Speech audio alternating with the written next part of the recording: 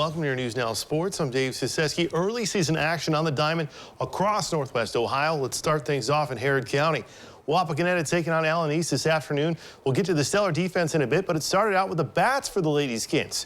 First inning, Auburn Schnary at the dish with a runner on, and she sends it to right field, and it gets past the outfielder, bringing in Addison Fisher, who's motoring around third for the game's first run. Lady Skins up 1-0, and they weren't done. RBI double by Schnary. A couple batters later, Emma Boyer with a grounder to second, but Audrey Rex there with the web gem, and she throws Boyer out from her knees. What a play. Same inning, Emily Van Horn with a runner on third. She comes through in the clutch with an RBI single right up the middle, making it 3-0 Wapak. But Nikki Thaxton would end the threat with a strikeout to get out of trouble and limit the damage. Mustangs coming up to bat, but the Mustangs bats would be silenced as Fisher gets Anaya Prowan looking, and she gets some help from her friends as Van Horn with the robbery at third base on Savannah Brooks. Wapak wins 21-1 in 5. Switching over to Putnam County, the Ottoville Lady Green meet the Kalida Lady Cats and the Softball Diamonds. It's in the third inning we go. Ottoville up 3-0. The double steal is on. Olivia Hilvers races home and scores. The Lady Green now leads 4-0. Bottom third now. Kalida would get on the board. Wild pitch would bring home Liv Olzak, who tumbles her way across, and right behind her is Cass Hipsher, and she slides in safely. Kalida now trails 5-2.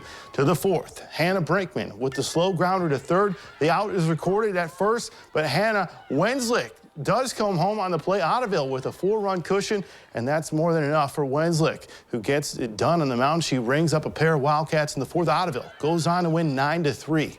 And now over to Holy Name Ballpark in Kalida. The Wildcats host the Ottoville Big Green in a PCL showdown.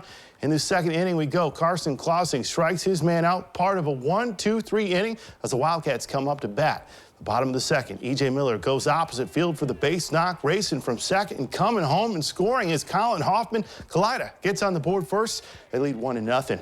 Wildcats up 2-0 with the bases loaded. Now Michael Hortzman works a walk, and that allows Miller to take an east 90 feet trot home. Kalida takes a 3-0 lead. But now it's Bubba Smith at the dish, and he sends a hot shot under the second baseman's glove, and his RBI single allows Caden Loescher to score. The home team takes a 4-run lead, and the hits keep coming. Jaden Smith sends a liner to center field that falls for a base knock. Coming home and scoring is Ethan Clausing. Kalida goes on to win 10-0 in 5 innings. Sticking with action in Putnam County, Columbus Grove takes on Pandora Gilboa. This game was originally supposed to be at PG, but there was field trouble, so we moved it.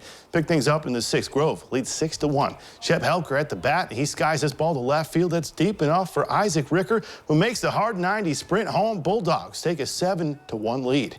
On in relief for the Rockets is Zach Neuenswander, and he rings up the batter for the final out of the sixth. PG comes up to bat looking to chip away. Rockets would get 2 runs back, but Halker puts a stop to their rally with this strikeout to end the game. How about the flip to celebrate taking? They take the win there. Grove takes down PG 7-3.